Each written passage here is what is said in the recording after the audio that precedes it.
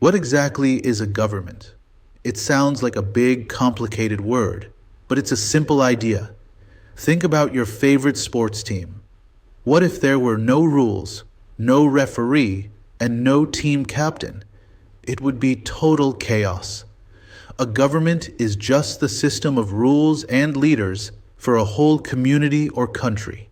Its main job is to keep things orderly, provide services we all share, like roads and schools, and protect everyone from harm. There are dozens of different types of governments all over the world. So how do we keep them straight? The easiest way is to ask one simple question. Who has the power? Does one person have all the power? That's an autocracy. Does a small, elite group call all the shots? That's an oligarchy. Or do the people themselves hold the power? That's a democracy. Almost every government in the world fits into one of these three categories. Let's start with rule by one, which is called an autocracy. Auto means one, like an autobiography is the story of one person. In an autocracy, one single leader has absolute, total control over everyone's lives and decisions. Citizens in an autocracy have very few rights, and they are not allowed to question or challenge the leader. The two most famous forms of autocracy are monarchies and dictatorships. The first form of autocracy is an absolute monarchy. This is your classic king or queen. The monarch is the ruler, and their power is absolute, meaning they can make any law they want, and no one can stop them. How do they get the job? They're born into it. Power is hereditary, meaning it's passed down through the royal family from parent to child. This was very common in history, but today, true absolute monarchies are rare. The other, more common form of autocracy is a dictatorship. A dictator is also a single person with absolute control, but they don't get power by being born into a royal family. They almost always get power by force. This usually means a military takeover or coup. Because they took power by force, they have to use force to keep it. Dictators often use the military and secret police to crush anyone who dares to speak out against them. You'll sometimes hear the word totalitarianism. This isn't a separate government, but a style of dictatorship. A totalitarian government is the ultimate control freak. It doesn't just control the army and the laws. It tries to control everything. What you learn in school, what you see on the news, what art you can make, and even what you're allowed to think. It's total control, which is where the name comes from. Let's move to our second category, oligarchy. Olig is a Greek word that means few. So this is rule by a few.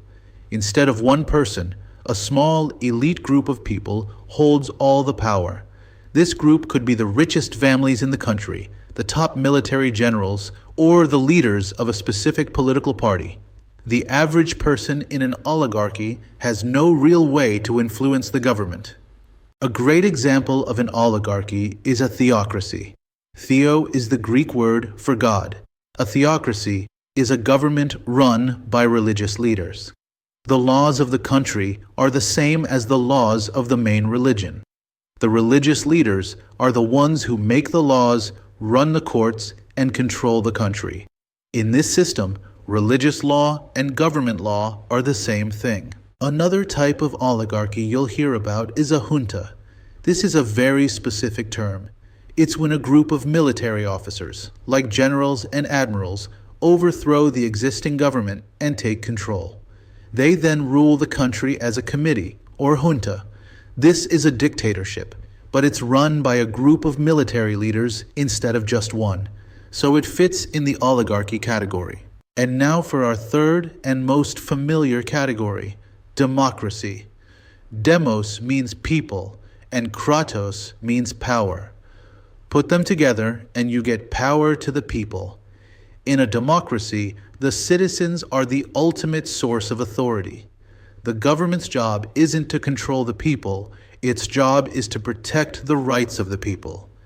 There are two main ways a democracy can work: direct and representative. The first type is direct democracy. This is the purest form of democracy. All of the citizens get together to vote on every single issue. Imagine your entire school meeting in the gym to vote on whether the cafeteria should serve tacos or pizza. That's a direct democracy. The ancient city-state of Athens worked this way. But you can probably see the problem. It's just not practical for a modern country with millions of people. Even though we're too big for a pure direct democracy, we still use its tools. Have you ever heard of a proposition or a ballot measure during an election? That's a form of direct democracy. An initiative is when regular citizens collect signatures to put a new law on the ballot for everyone to vote on. A referendum is when the government lets the citizens vote yes or no on a law they've already passed. This brings us to the most common form of democracy, representative democracy. Since we can't all fly to Washington, D.C. to vote on every single law, we elect people, representatives, senators, a president, to go and make laws for us. These elected leaders are supposed to represent our interests. And here's the most important part: they are accountable to us. If they do a bad job, we can vote them out. You'll often hear the word republic used for countries like the United States. A republic is just the formal name for a representative democracy. It's a country where the people elect officials to run the show. The key feature of a republic is that it doesn't have a king or queen. The power comes from the people, who vote for their leaders. So, the United States is both a democracy and a republic. So what do you call a country that has a king and a democracy? That's a constitutional monarchy, and it's a very common hybrid system. Think of the United Kingdom, Japan, or Spain. They all have a monarch, a king or queen, who is the symbolic head of state. They cut ribbons and are a symbol of the country. But they have zero real political power. The person really running the country is the prime minister, who is elected by the people through a representative democracy. What if there is no government at all? That's anarchy. The "an" prefix means without. So, anarchy is a state of without rulers or without government. There are no laws, no police, no courts, and no one in charge to keep order or provide services. While some people see this as true freedom, it almost always results in a dangerous, chaotic, and violent society. Now let's look at democracies again.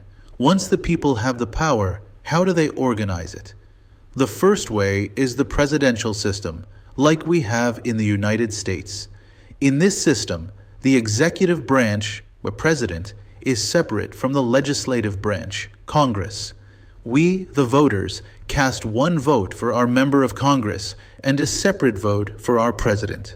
They are designed to check and balance each other. The other major way to organize a democracy is the parliamentary system, like in the United Kingdom or Canada. In this system, the executive and legislative branches are fused together. The voters only vote for their local member of parliament. The political party that wins the most seats in parliament then chooses its leader to be the head of the government, who is called the prime minister. This is a really important point and a common mix-up. Words like communism, socialism, and capitalism are not forms of government. They are economic systems. They answer the question, who owns the stuff, not who has the power. Capitalism is based on private ownership. Communism is an idea where the government owns all property. You can have a dictatorship that is capitalist, and you can have a dictatorship that is communist. They are two different questions. So let's review. The easiest way to understand any government is to ask, who has the power? If the answer is 1, it's an autocracy, like an absolute monarchy or a dictatorship. If the answer is a few, it's an oligarchy, like a theocracy or a military junta. If the answer is many, it's a democracy, either direct or representative. And if the answer is no one, it's anarchy,